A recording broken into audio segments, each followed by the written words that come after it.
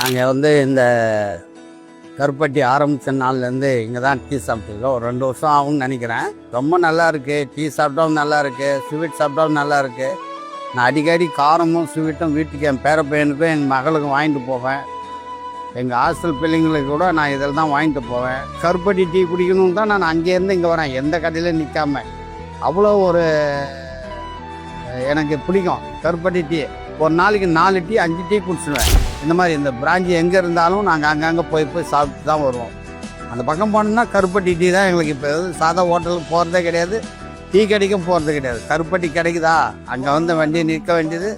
என்ன ஸ்வீட் இருந்தாலும் சாப்பிடுவோம், என்ன இது இருந்தாலும் கொஞ்சம் டைம் எடுத்து உக்காந்து இல்லை ஆறாமல் உட்காந்து சாப்பிட்டு போயிடுவோம். நான் ரொம்ப சந்தோஷமாக இருக்கேன். எங்களுக்கும் சந்தோஷம், எங்கள் பிள்ளைங்களுக்கும் சந்தோஷம். இந்த கடையில் வந்து வாங்கிறதுக்கு எங்களுக்கு ரொம்ப சந்தோஷம்.